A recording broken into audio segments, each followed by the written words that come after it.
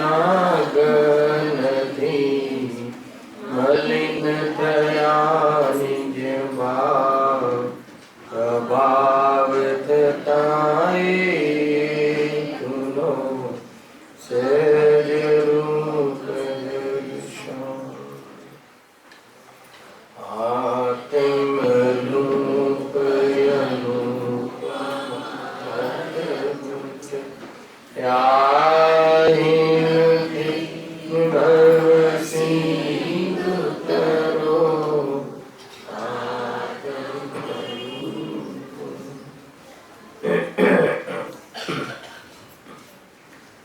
श्री मोक्ष मार्ग प्रकाशक ग्रंथ से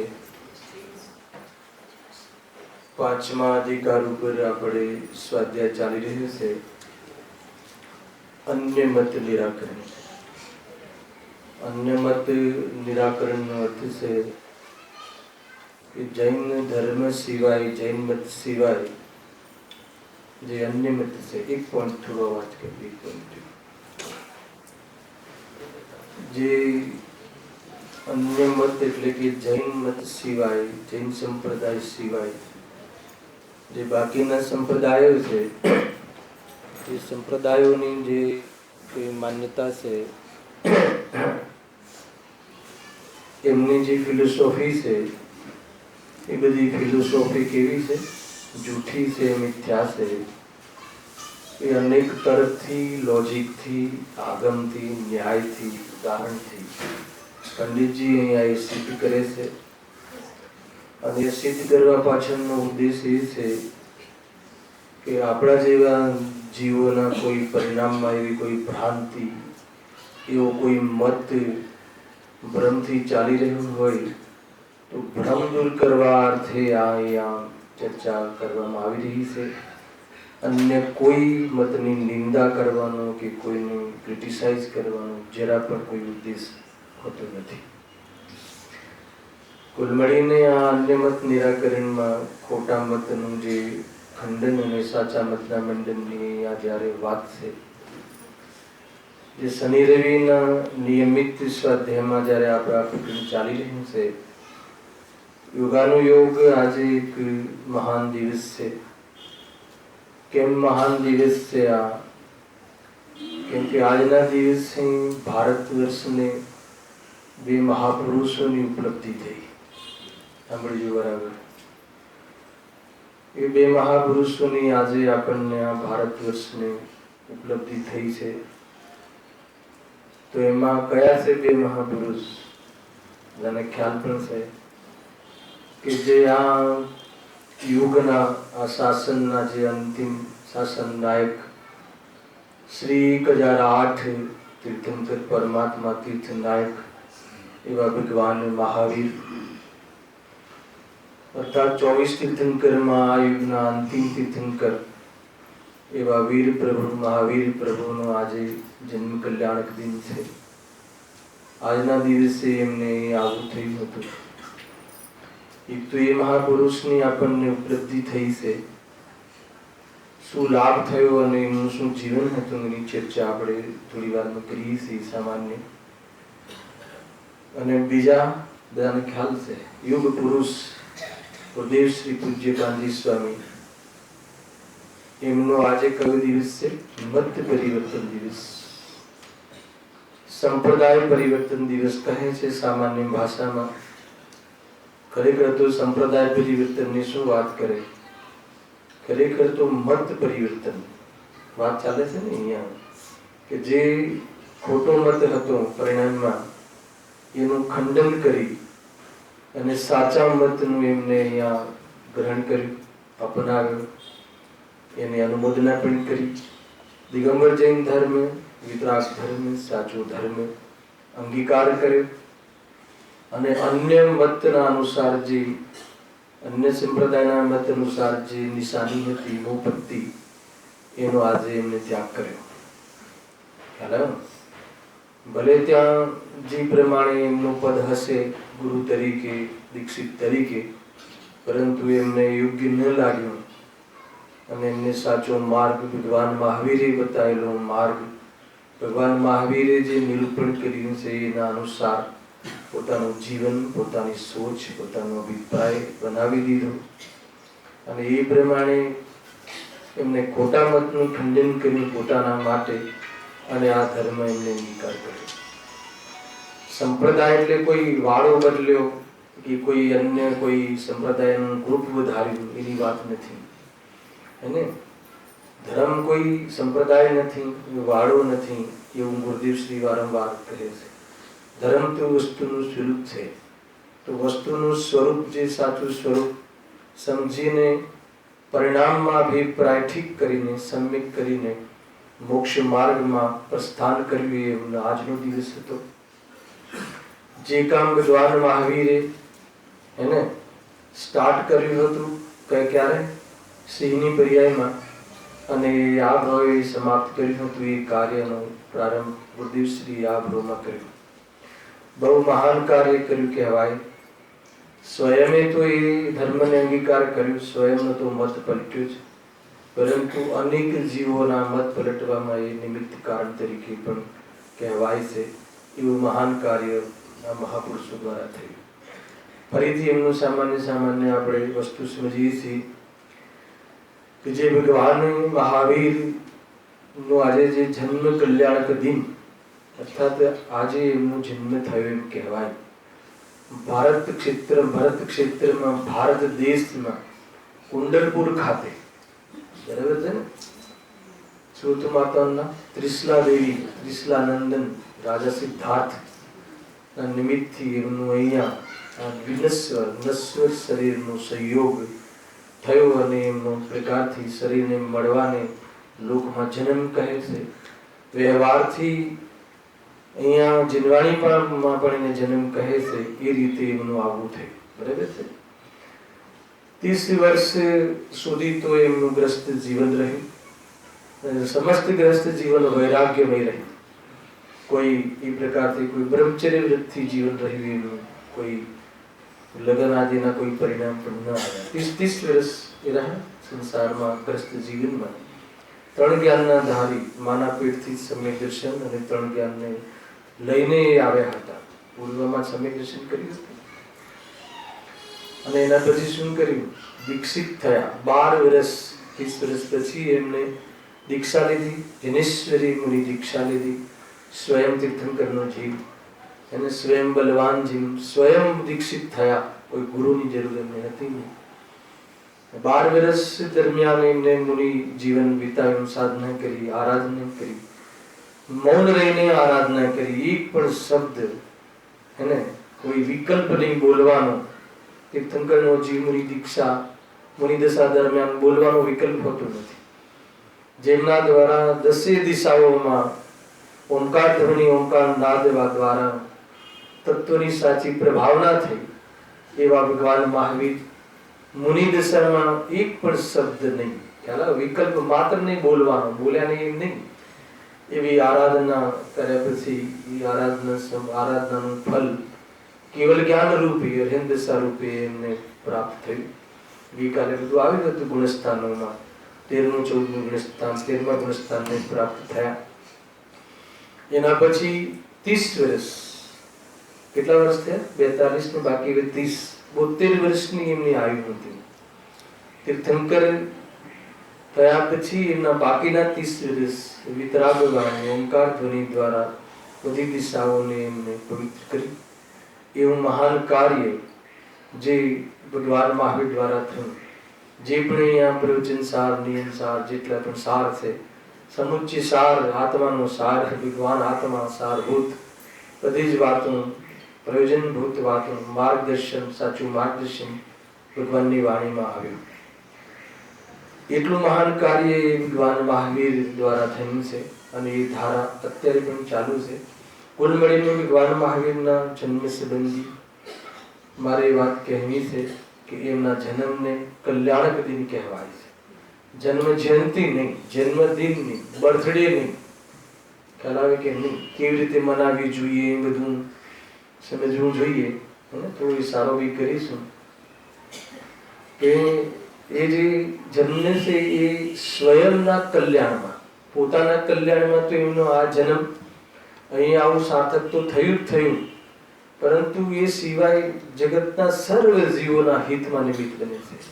અને કઈ જીવોને પણ મોક્ષ માર્ગમાં એમની વાણી, એમનું જીવન, એમની પવિત્રતા એ નિમિત્ત બને છે, બની રહી છે, બનતી રહેશે. બરાબર છે. એ વાસ્તવમાં જોવામાં આવે તો એમની જે જન્મ મરણની જે સંતતિ જે છે, એની જે કન્ટિન્યુટી જે છે, એનો અભાવ, એ સંતતિનું જે બ્રેક છે, સંતતિ અર્થાત એની જે પરંપરા જે એમને જન્મ મરણની તોડી, એ કઈ અવસ્થા હતી? સિંહની પર્યાય. ગજબ ભગવાન મહાવીર સંબંધી જે કેરેક્ટર છે ભાઈ, એ અજબ ગજબનું કેરેક્ટર છે. અહીંયા જે આ ચાલે છે ને પેટર્ન, કયું ચાલે છે? અન્ય મત નિરાકરણ. જે અન્ય મત જે ચાલ્યા ને, જે ખોટા મત, આજ ભગવાન મહાવીરનો જીવ સાંભળો, એમની ત્યાંથી સાંભળવું હોય તો. આ મત, અન્ય મત કોના નિમિત્તથી ચાલ્યા હતા? અને આજ ભગવાન મહાવીરનો જીવ મારીચની અવસ્થામાં, પૂર્વમાં, હેને, કે જે અવસ્થામાં આદિનાથ ભગવાન પ્રથમ તીર્થંકર જ્યારે વિહરમાન હતા, એમના જ કુટુંબીજન, એ એમના દાદા તરીકે હતા સંસાર જીવનમાં. ઋષભનાથ રાજા ઋષભદેવ, સમજો. અને એમના જે ઓર બી તમે લો તો એમના પિતા અને કાકા અને મામા ને બધા જ મોક્ષગામી જીવ. પરંતુ અને સ્વયં મુનિ દીક્ષા ધારીને મારીચનો જીવ, ભગવાન મહાવીરનો જીવ મારીચ અવસ્થામાં, મુનિ દશામાં, સમોશરણમાં, આટલા મહાન કુટુંબીજનોના નિમિત્તપણામાં પણ સાચા તત્વનો વિરોધ કરે છે. સમોશરણમાં બહાર આવીને 363 વત ચલાવે છે, જેનું નિરાકરણ એમને ભગવાન મહાવીરની દશામાં આવીને નિરૂપણ કરીને કર્યું. ખ્યાલ આવે કે નહીં? અને એમની દ્રષ્ટિ તો સિંહની પર્યાયમાં સમ્યક થઈ. વિચાર તો કરો, મારે બતાવવું છે કે એવા ભગવાન મહાવીરનો જીવ જ્યારે મારીચની અવસ્થામાં હતો, ત્યારે આવા મહાપ્રબળ નિમિત્તો હોવા છતાં પણ એમને એ વખત કાર્ય ન કર્યું કે જે આજનું ગુરુદેવશ્રીનું જે સૌથી પહેલા નિમિત્ત અકિંચિત કરશે, નિમિત્ત કરતા છે, એને એ વાતની સિદ્ધિ આપણને આ મહાન ઉદાહરણથી ખ્યાલમાં આવે છે. ભાઈ ખ્યાલ આવે કે આ મહાન નિમિત્તો હોવા છતાં કાર્ય ન થયું, કેમ કે ઉપાદાન હતું નહીં, એને એવું સામર્થ્ય હતું નહીં, પોતે જ અવળાઈ કરી, સમોશરની બહાર નીકળી ગયા. ક્રમબદ્ધ પર્યાય, ક્રમબદ્ધની વાત સુહાઈ નહીં. ખ્યાલ આવે કે નહીં? બહાર નીકળી ગયા, સમોશરની બહાર નીકળી ગયા. સામાન્ય વાત નથી, એ જીવની વાત છે. કેટલી વાત થઈ જો, નિમિત્ત કંઈ કરતું નથી એક, અને એવી પર્યાય વાળો જીવ પણ ફરી શકે છે. બે વાત બરાબર ધ્યાનમાં રાખજો આ પ્રસંગથી. જ્યારે એવી પર્યાય વાળો જીવ જ્યારે ફરીને વર્તમાનમાં, હેને, આપણા જે અંતિમ શાસન નાયક, તીર્થ નાયક, તીર્થના રચના કરવા વાળા, ઉપદેશ એકમાત્ર જે ચાલી રહ્યો હોય વર્તમાનમાં, તો એમનો ઉપદેશ ચાલી રહ્યો છે. એવા ભગવાન મહાવીર તરીકે જો એ ભગવાન બની શકે કે જે વર્તમાનમાં અહિંસા પરનો ધર્મ અને જે અપરિગ્રહી જે મૂળ સિદ્ધાંત છે જૈન શાસનના વસ્તુ સ્વરૂપમાં, એના દ્વારા એ ઓળખાય છે. અને એવા મહાન સિદ્ધાંતોનું સેવન કરી અને જે તીર્થંકર તરીકે અર્થાત અર્યંદશાને પ્રાપ્ત થઈને આજ ભવે નિર્વાણને પ્રાપ્ત પામ્યા, તો હવે કોઈની કઈ પર્યાય જોઈને આપણે નિંદા કરવી, હે, કઈ પર્યાય જોઈને આપણે દ્વેષ કરવો? વિચાર તો કરો. આ વાત સમજવા જેવી છે. મને તો આ ઘણું પ્રભાવિત છું આ વાતથી કે એ જીવ, બે વસ્તુની બે પોર્શન આપણી સામે છે. આગળના માધ્યમથી આપણી સામે આ સાક્ષાત પ્રત્યક્ષ ઉદાહરણ છે કે આવી વ્યક્તિ જ્યારે પરિવર્તન કરે છે તો આ આપણા વિરોધી છે, હેને, કે આ આપણા, હેને, આપણી માન્યતા વાળા નથી. આ અન્ય મત વાળા આપણે બધા જે ગુરુદેવશ્રી કહે છે કે ભૂલેલા ભગવાન છે. ખ્યાલ આવે કે નહીં? અને એ પણ આ મતનું ખંડન કરી અને સાચા મતનું મંડન કરીને વીર પ્રભુની જેમ ભગવાન બની શકે છે. એટલું મહાન કાર્ય, એટલું મહાન ઉદાહરણ તમે વિચાર તો કરો. ખ્યાલ આવે છે કે નહીં? કોની કઈ પર્યાય જોઈને મારે રાગ કરવો કે દ્વેષ કરવો? એટલા માટે દ્રષ્ટિ પ્રધાન, દ્રવ્ય દ્રષ્ટિ બની જાય. દ્રવ્ય સ્વભાવથી દરેકને જો. કાલે સિદ્ધ અવસ્થાનું આપણે સમાપન કર્યું હતું અને સમાપનની સાથે સાથે એવી ભાવના પણ ભાવી હતી, હે ને. કાલે દ્વિવિધની ચર્ચા કરી હતી. અંતિમમાં આપણે પૂજનના કેટલાક શ્લોક દોહા લઈને વાત કરી હતી કે નહીં? એ રીતે છે ભાઈ, હે ને. જે સિદ્ધ ભગવાનની સૈયામાં મારી પ્રથમ પ્રભાત થાય એ પ્રમાણે એવી જાતિના ભાવો આપણે વિદિત કર્યા હતા. એ અવસ્થાને જીવ પ્રાપ્ત થઈ શકે છે. આત્મા જ પરમાત્મા બની શકે છે. બીજભૂત આત્મા તત્વ છે આ એ પરમાત્મા પણ પરિણમી શકે છે. અને એ પરમાત્મા પણ પરિણમી શકે છે એનું ઉદાહરણ ભગવાન મહાવીર મારીચની પર્યાય જેવી પર્યાયો કરીને પણ એને બહાર નીકળી ગયા, એને સંસારમાં ન રહ્યા. તો આપણે કોનો વિરોધ કરવો, કોની સામે આંગળી કરવી? કાલે લીધું હતું કે સિદ્ધ સ્વભાવની ઓરથી જોઈએ તો બધા જીવ સમાન છે, અને સિદ્ધ પર્યાયની ઓરથી જોઈએ તો બધા જ પરમાત્મા સમાન છે. કોઈમાં કોઈ ભેદભાવ નહીં. કયું કર્મ લીધું હતું છેલ્લે? ગોત્ર કર્મ. ગોત્ર કર્મના ભાવમાં કયો ગુણ પ્રગટ થયો હતો? અગુરુ અલગુ. પહેલા એને લઈને કહ્યું હતું કે ગોત્ર કર્મનો જયારે ઉદય હતો સંસારમાં, ત્યારે ઉચ્ચ ગોત્ર નીચ ગોત્ર, અને આ તો બધા રજવાડા છે કે જે આ બધા કયા કહેવાય છે, જે 24 તીર્થંકરના જીવો બધા ક્ષત્રિય, આ ક્ષત્રિય છે, અને આ તો વેપારીઓ છે, અને આ વણિક છે, અને આ ફલાણા ગોત્ર વાળા છે, ફલાણા ગોત્ર વાળા છે. ભગવાનમાં પણ ગોત્રથી ભેદભાવ થતો હતો. પણ જયારે ગોત્ર કર્મનો અભાવ થઈ ગયો તો કોઈ ઊંચ નહીં, કોઈ નીચ નહીં, કોઈ ગોત્રનો સવાલ નહીં. બધા જ સિદ્ધ ભગવાન, કોઈ જાતનો બહારમાં કોઈ સંયોગ નહીં કે જેથી લઈને કોઈ ભેદ કરી શકાય. બહારમાં કોઈ જાતિનું કોઈ નામ નહીં, બધા સિદ્ધ અવસ્થા, હે ને? કોઈ નામ નહીં કે જેને લઈને કોઈ આ યુગના મહાવીર કે આ યુગના તીર્થંકર વાળા સિદ્ધ કે આ યુગના કે ફલાણા યુગના કે વિદેહ વાળા કે કોઈ ભેદભાવ નહીં. તો જ્યાં સિદ્ધ પર્યાયની ઓરથી જોઈએ તો ભગવાનોમાં ભેદ નહીં, અને સિદ્ધ સ્વભાવથી જોઈએ તો જીવોમાં ભેદ નહીં. એવો અદભુત અદભુત અદભુત જે કોઈ માત્ર જે પ્રેરણાનો ઉપદેશ છે ભગવાન મહાવીર દ્વારા મળી, એના પછી જે મહાન કાર્ય થયું ખરેખર તો એને જે આ જે ભગવાનની જે વહેતી ધારા હતી એ શિથિલ થઈ ગઈ હતી. આચાર્ય કુંકુમ દેવે એને ઉપાડી સમય પ્રાભૂત નામના વાસણમાં એને ભાજનમાં એને ભરી આવે છે ને, અને એ જ વાત પૂજ્ય ગુરુદેવ શ્રીએ વહેતી એવી મૂકી. દરેકના શ્વાસમાં ભગવાન આત્મા બોલતા શીખવાડ્યું. ખરેખર તો આપણે જે વર્તમાન કોઈ પર્યાયોમાં આપણે મૂર્છાઈ ગયા હતા, વર્તમાન સંયોગોમાં આપણે અહંકાર કરી રહ્યા હતા, ધર્મની ખબર નહીં, જૈન સંપ્રદાયમાં જન્મ, એને ભગવાન મહાવીરના કુળના કહેવા માત્ર ફેલાવીએ નહીં, પરંતુ કોઈ ખબર નહીં. તેમ ભગવાન બીજા ભગવાન મહાવીર કહી દો તો બી કોઈ એમાં કોઈ જાતની અતિશયોક્તિ નહીં કહેવાય. એને આ યુગના ભગવાન મહાવીર બીજા મહાવીર પૂજ્ય ગુરુદેવ શ્રી, એને દરેકના દિલોમાં, દરેકના પરિણામોમાં, એમ કહેવાય કે પૂરા ભારત વર્ષમાં, દેશમાં, વિદેશમાં સંપૂર્ણ જે સત્ય માર્ગનું જે ભગવાન મહાવીરે જે સત્યનું નિરૂપણ કર્યું એ આજે પણ ગુરુદેવના પ્રતાપે વહી રહ્યું છે. કે પંચમકાળના અંત સુધી ગુરુદેવને શ્રેય જાય છે કે આ દિવ્ય ધ્વનિની જે દેશના છે એ દેશના નિરંતર ચાલુ રહેશે. કોઈ સામાન્ય કામ નથી કર્યું ભાઈ, હે ને? એ હિસાબે બંને મહાપુરુષોની ઉપલબ્ધિ, એમના ગુરુદેવશ્રીનું મત પરિવર્તન, દિગંબરત્વ ધારણ કર્યું, અને જે ભગવાન મહાવીર આ ભવે નિર્વાણને પ્રાપ્ત થયા એવા મહાન મહાન કાર્યો, હે ને? ભગવાન મહાવીર નિર્વાણને પ્રાપ્ત થયા, ગુરુદેવ શ્રીએ નિર્વાણનું બુકિંગ કરાવી. બે કામ થયા કે ન થયા? બુકિંગ થઈ ગયું, સમ્યક દર્શન થઈ ગયું. બહુ મોટું કામ કર્યું કહેવાય, અપૂર્વ કાર્ય કર્યું, ખ્યાલ આવે કે નહીં? એટલે નિર્વાણનું એમને બુકિંગ કર્યું, અને એમના નિમિત્તે કેટલાય જીવોએ નિર્વાણનું બુકિંગ કરી લીધું છે, સમ્યક દર્શનની પ્રાપ્તિ કરી છે, કરતા રહેશે. કોઈ સામાન્ય વાત નથી ભાઈ. એટલા માટે કે આજનો દિવસ આપણા માટે બહુ મહાન છે. તો આને કેવી રીતે મનાવો એનો થોડો પ્રકાશ પાડવો જોઈએ કે ન પાડવો જોઈએ? ખ્યાલ આવે કે નહીં? એને નવા કપડાં પહેરીને કે નવી મિષ્ટાન બનાવીને જન્મદિવસમાં તો જરા મિષ્ટાન બનાવીને કહેતા હતા ભાઈ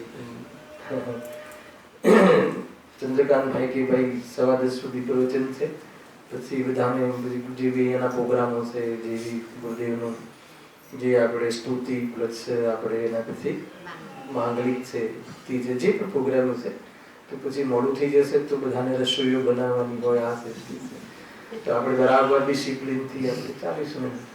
બરાબર છે, હોવું પણ જોઈએ, એનો નિષેધ નથી, પરંતુ શું કરશું પછી આજે માંગલિક સાંભળીને આ મહાપુરુષોના જે પ્રશંસા કરીને કે એમને આપણા માટે શું કર્યું છે એને યાદ કરીને પછી શું કરીશું, કેવી રીતે મનાવીશું. સવારથી પ્રક્ષાલ, પૂજન, સ્વાધ્યાય અને એના નિમિત્તથી આપણે આજે વિશેષ પ્રકારે બહારના નિવૃત્તિ કરીને ભોગોથી, બહારના વેપાર વ્યવહાર, લોક વ્યવહાર જે પણ એનાથી ઉપયોગને નિવૃત્ત રાખી અને આમાં પ્રવૃત્તિ કરી છે એ પ્રમાણે તો મનાવી જ રહ્યા છે. પરંતુ ખરેખર સાચું મનાવ્યું તો ત્યારે કહેવાય કે આપણો અભિપ્રાય જે છે એ પલટાય. અને અભિપ્રાય પલટાવવા માટે જે ભેદ જ્ઞાન જે કહ્યું છે, આગમ અનુસાર ભેદ જ્ઞાન કરી, અભ્યાસરૂપ ભેદ જ્ઞાન રાખી અને આપણો જો અભિપ્રાય પલટે તો કહે છે કે જે ગુરુદેવશ્રીએ કામ કર્યું અને જે ગુરુદેવશ્રીએ જે કામ કરવા માટે આપણને પ્રેરણા આપી એ પ્રેરણા આપણે ખરેખર વધાવી કહેવાય. ત્યારે પછી કહેવાનું કે મહાવીર જયંતિની, ગુરુદેવશ્રીના પરિવર્તન દિવસની આજે બધાને વધાઈ હો. અને એના પહેલા વધાઈનો શું મતલબ છે? બરાબર છે કે નહીં? વધાઈ આ રીતે કરવી, મારો એવો ભાવ છે કહેવાનો. કમસે કમ એનો પ્રારંભ કરવો, કમસે કમ એના માટે આપણે આજે સંકલ્પ કરવો કે એકમાત્ર દેહથી ભિન્ન હું ચૈતન્ય સ્વરૂપ છું. રાગ અને જ્ઞાન બે જુદા છે. રાગ આવે ખરો, પણ રાગની પૂર્તિથી ક્યારે બી સુખની પ્રાપ્તિ થતી નથી. ઈચ્છાઓની પૂર્તિ કરીને સુખી થવાનો ઉપાય છે નહીં. ઈચ્છાઓના અભાવ કરીને સુખી થઈ ગયા આનંદ તીર્થન કરો. અને એ જ વાત આપણને મહાપુરુષોએ કહી છે. તો ઈચ્છાનો અભાવ કરવા માટેનો આપણે સંકલ્પ કરવો. આપણા સ્વભાવમાં નથી એ ઈચ્છા, સ્વભાવ તરીકે એને અનુભવ ન કરીને સૌથી પહેલા દૃષ્ટિમાંથી મુક્ત થવું અને સ્વરૂપના સન્મુક્તાનો શુદ્ધોપયોગનો પુરુષાર્થ વધારીને ઈચ્છાઓનો અભાવ ક્રમે કરીને ખરેખર ભગવાન બની જવું, નિર્વાણને પ્રાપ્ત થઈ જવું શોભતું નથી ભાઈ, ખ્યાલ કે નહીં? અને એના માટે ખરેખર જે આપણે આ જન્મ કરવું ને મરણ કરવું ને પછી પાછું જન્મવું ને આપણને શોભતું નથી. અને જે પણ મેં તમને અત્યારે પૂરી આત્માની અનુભૂતિની જે પ્રેરણા આપણને જ્ઞાનીઓ તરફથી મળી રહી છે, તો આત્માની અનુભૂતિ ના પહેલા આત્મ તત્વનો નિર્ણય સાંભળજો. મારે જે વાત કરવી છે હું 15 મિનિટમાં વિષય બી તમને બતાવી દઈશ. આપણે જે થયું છે રિવિઝન બી કરી લઈશું, હે ને? પરંતુ આ મહત્વપૂર્ણ દ્રષ્ટિકોણ છે, એનો જરા વિચાર કરવો જોઈએ કે આત્માનુભૂતિ વગર, એને પોતાની ઓળખાણ કરી અને પરદ્રવ્યથી ભિન્ન પોતાની ઓળખાણ કરી અને એના તરફ સમર્પિત થયા વગર, એના તરફ શ્રદ્ધા, જ્ઞાન, ચારિત્રના સમર્પણ થયા વગર, અર્થાત આત્માનુભૂતિ કર્યા વગર અથવા ભેદ જ્ઞાન પૂર્વક જે સ્વરૂપ નિર્ણય કરી અને એમાં શ્રદ્ધાને જોડ્યા વગર કોઈ જીવ એમ કહે કે અમે મજામાં છીએ તો એ ભ્રમમાં છે. અને આત્માની સાચી ઓળખાણ વગર, આત્મામાં અહમ બુદ્ધિ વગર, હું ચૈતન્ય સ્વરૂપ છું, દેહ હું નથી, રાગ મારો સ્વભાવ નથી, એ વિભાવ છે, એવા નિર્ણય કરીને પ્રતીતિ થયા વગર કોઈ પણ જીવ એક સમય માટે બી ચેનને પ્રાપ્ત હોઈ શકે એમ 3 કાળમાં બની શકે નહીં. એ આ અફર કથન છે, અફર સિદ્ધાંત છે. અનેક તીર્થંકરોએ કહેલું આ કથન છે, હે ને? એટલા માટે આત્માની અનુભૂતિ કરવાની જે જગતમાં જે મહાપુરુષોએ પ્રેરણા આપી છે, તો આત્માની અનુભૂતિ સુખી થવું છે કે નહીં, હે ને? આપણે જે પણ કાર્ય કરીએ છીએ સુખી થવા માટે કરીએ છીએ કે નહીં? ઋષભ ખ્યાલ આવ્યો ને? તો સુખી થવું હોય તો શું ઉપાય બતાવો, હે ને? મોહને ત્યાગ, રાગદ્વેષને છોડ, કષાયનો અભાવ કર, હે ને? ગલતફહેમી છોડ, દ્રવ્યમાં એકત્ર બુદ્ધિ છોડ, પરને અપૂર્ણ માને છે છોડ, કોઈ દ્રવ્યને બીજા પરને અપૂર્ણ માને છે છોડ, બધા જ દ્રવ્ય ગુણ પર્યાય દ્રવ્યમ, બધા દ્રવ્ય દ્રવ્ય ક્ષેત્રકાળ ભાવ ચતુષ્ટયથી, એને સંપૂર્ણ પૂર્ણ છે. વસ્તુમાં કોઈ ભેદ નથી, માને કે ન માને.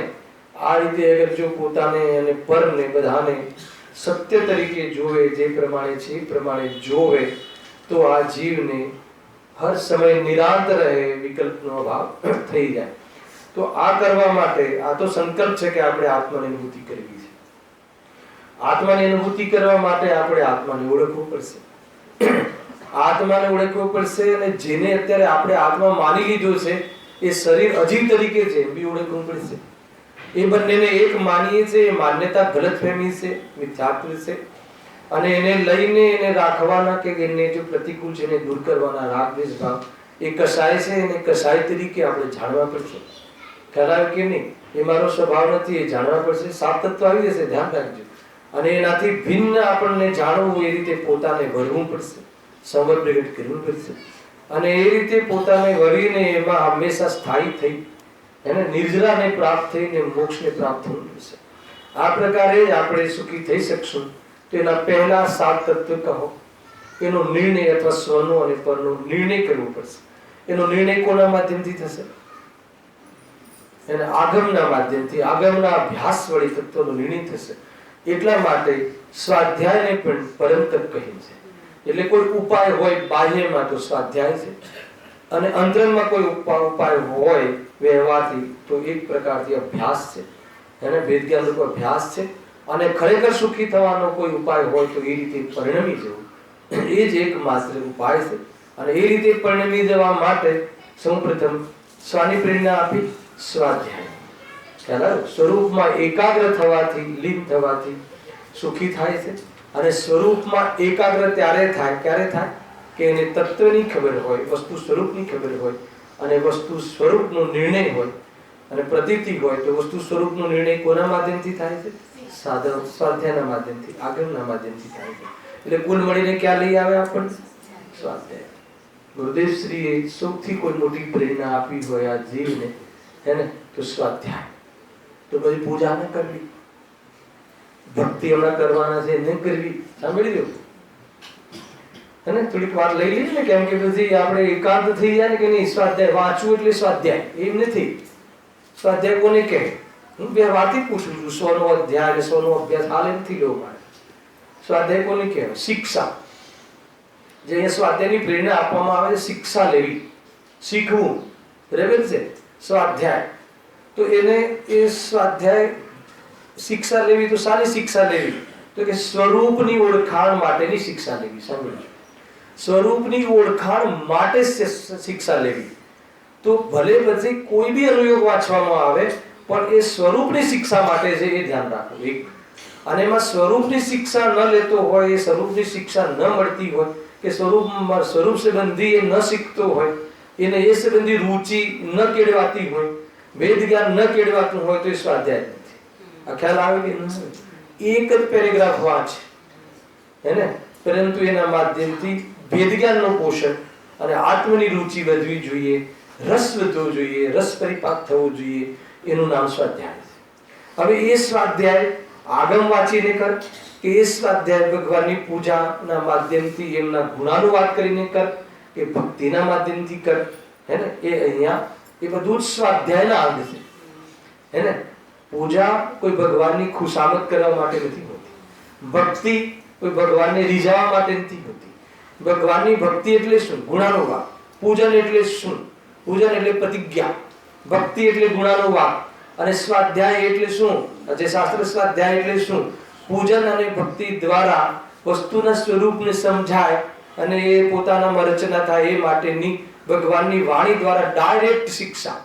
અને આ ત્રણ વસ્તુઓ જેવી તમને કરતા હોય એમાં આ પ્રમાણે તારવવું. ખ્યાલ આવે કે નહીં?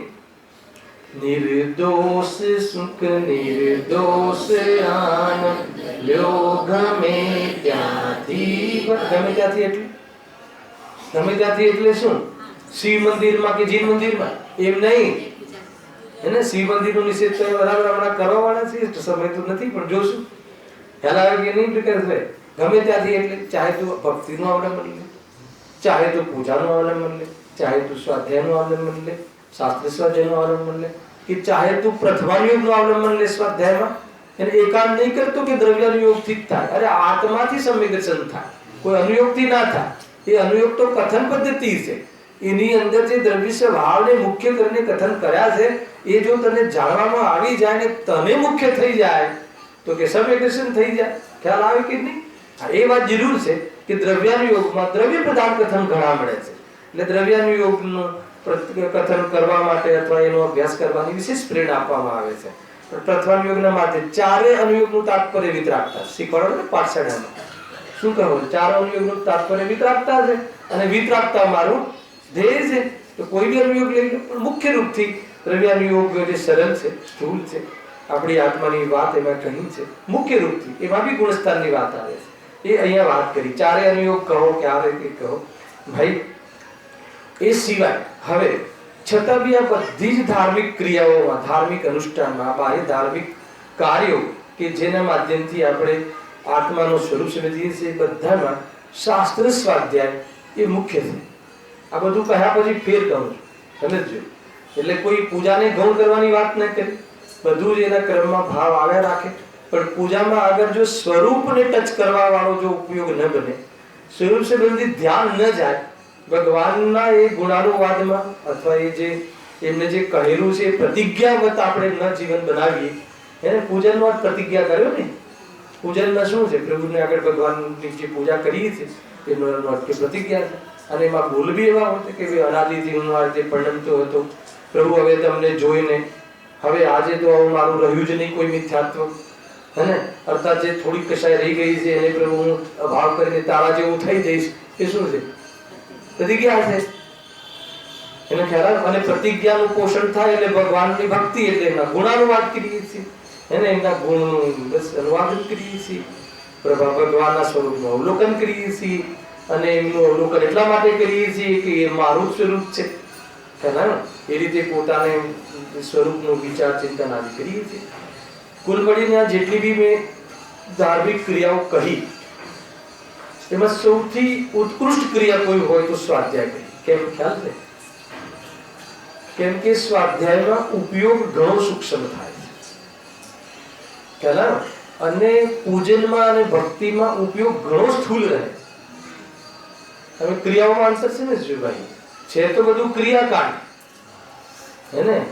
એવું નથી કે આપણે સ્વાધ્યાય છે એ તો ધાર્મિક ધર્મ છે અને જે પૂજન આદિ ને વ્રત આદિ ક્રિયાકાંડ છે એમ નથી. વ્રત આદિ બી લઈ લેવા, બધી જ આરાધનાના કાર્યો છે. વ્રત આદિમાં શું છે? કશાયમાં મર્યાદા નથી, એને કશા ઉપયોગને બહુ ન ફેલાવો એનું નામ વ્રત, ફેલાવે. અને ઉપયોગને ન ફેલાવીને સ્વરૂપમાં લગાવો તો એ નિશ્ચય વ્રત. ત્યારે ઓલા વ્રત પર આરોપ આવે. બસ આટલી જ કથા, કોઈ બહુ નથી, ખ્યાલ ને. આ વ્રત કરે, ઉપયોગને તો સીમિત કરે, પણ સ્વરૂપમાં લગાવવા ન વિચાર કરે, ન ઉપાય કરે, તો પછી વ્રતને શું કહે? લાંઘન. લાંઘન કહે છે ને. બાળ વ્રત છે, લાંઘન છે, કાઈ નથી. સારા શબ્દોમાં કહેવું હતું કાઈ નથી. એટલે આ બધી વાત ભાઈ તમે સમજજો, શું કહેવું છે શું નહીં, હે ને. એટલે વ્રતનો નિષેધ કર્યો કે વ્રત કરીને જે કરવાનું હતું એ ન કર્યું, હલાવ્યો ને, તો કહે છે કે વ્રત કરીને તે શું કર્યું? આખિરકાર વ્રત કરીને તે કર્યું શું? વ્રત એટલે વિરક્ત થવું, હે ને. ઉપયોગને સીમિત કરવો બુદ્ધિપૂર્વક કરવામાં આવે છે. અને પછી કશાયનો અભાવ થાય ત્યારે સહજ એ અભાવ થઈને એ જ વિતરાગતા થઈ જાય છે, હલાવે કે નહીં. આ રીતે છે, કશાયની મનતાનો અભાવ થઈ અને વિતરાગતા વધે છે. જેમ જેમ વિતરાગતા વધે છે ગુણસ્થાન ફરે છે. તો ગુણસ્થાન એ બધું બધા ચલાવે છે. શુદ્ધોપયોગમાં ગુણસ્થાન પલટાય છે, ખ્યાલ ને. સ્વરૂપમાં લીન થતા ગુણસ્થાન પલટાય છે, આગળ વધે છે. જીવ એના પહેલા નથી પલટા. વાતો કરવાથી નહીં, વાંચવાથી નહીં, બહુ વિચાર કરવાથી નહીં, પરંતુ સ્વરૂપમાં લીન રહે. અને જેમ એકાગ્રતા શાર્પ થતી જાય, આજની ભાષામાં એને તીવ્ર થતી જાય, ત્યારે ગુણસ્થાન પલટાઈ જાય છે, કશાયનો અભાવ થઈ જાય છે, ખ્યાલ આવે ને ભાઈ. બહુ અદભુત માર્ગ છે, સ્વતંત્ર ને સ્વાધીન માર્ગ છે. સુખી થવા માટે બહાર જોવાનું નથી અને અંદર જવાનું નથી. શું કહ્યું? અંદર જવાની તો વાત છે, અરે અંદર જ છે એમ જાણવાનું છે. ઉપયોગ ક્યાં છે? સંવર અધિકારમાં શરૂઆત આનાથી કરી. ઉપયોગ ઉપયોગમાં છે, ક્રોધાદિમાં નથી. ક્રોધાદિમાં છે. ક્યારે? કોને? એમ સિદ્ધોને, અરહંતોને. ક્યારે? કોને? અરે ક્રોધમાં જ્યારે ઉપયોગ લાગ્યો હોય, સંયુક્ત દેખાતો હોય, ભાસતો હોય કે ઉપયોગ આમાં વર્ત્યો છે, એ વખતે પણ ઉપયોગ ક્રોધાદિને જાણવા રૂપે પરિણમે છે. એ ક્રોધાદિમાં ઉપયોગ, જે ઉપયોગ નથી ને ઉપયોગ ક્રોધાદિમાં નથી, એવું જો તને રિયલ સ્વરૂપ દેખાઈ જાય, હે ને, તો ઉપયોગ ઉપયોગમાં સ્થાયીપણે રહે છે, દેખાઈ જાય, તો ક્રોધને અભાવ કરવાનો પણ વિકલ્પ ન રહે. હલાવે કે એવી નિર્વિકલ્પ દશાને આજે પ્રાપ્ત થાય છે. બહુ અદભુત માર્ગ છે ભાઈ, હે ને. અનુભૂતિના નામે જૈન શાસનમાં અનુભૂતિ કરવી પડશે એ વાત પણ નથી, કોઈ પણ રીતે મજૂરી નથી. અનુભૂતિ સ્વરૂપ ભગવાન આત્મા અનુભવમાં આબાલ ગોપાલ સૌને સદા, એને કોને? સૌને, ખાલી જ્ઞાનીઓને નહીં, સૌને. એને ક્યારે? સદા. જ્યારે માનતો હોય કે હું આત્મા નથી ત્યારે બી, એને જ્યારે આતંક ફેલાવતો હોય ત્યારે બી, સૌને સદા. એના બીજું છે ને વિશેષણ જ એક છે, યાદ કરજો. એને સૌને સદા અનુભવમાં આવી રહ્યું છે, અનુભૂતિ થઈ રહી છે. પણ આ જે અનુભૂતિ છે એ જ્ઞાનાનુભૂતિ છે, એ આત્માનુભૂતિ છે. એમ જાણતો ન હોવાના કારણે અનુભૂતિનો લાભ લેતો નથી, પણ અનુભૂતિ નથી એમ નથી. શું ગજબની વાત છે. સમયસાર ઉદ્દેશ્ય કે આત્માને તો આત્માની અનુભૂતિ હોય. મરચું તીખાસ રૂપે પરિણમે તો આત્મા જ્ઞાન રૂપે પરિણમે.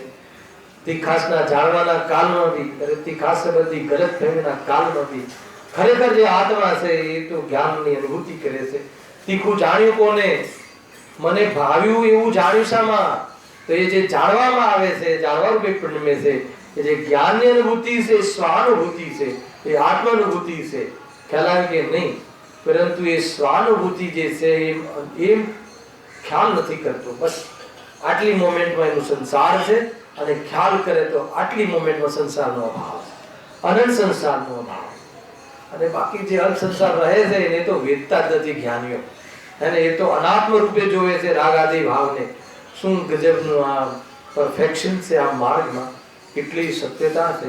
અને આ જે માર્ગ કહ્યો, જે ગુરુદેવશ્રી કહ્યો, ભગવાન મહાવીરે કહેલા માર્ગને ખોલી ખોલીને, એક એક શબ્દ ખોલી ખોલીને પૂછ્યું છે. ભાઈ ખ્યાલ આવે છે કે નહીં?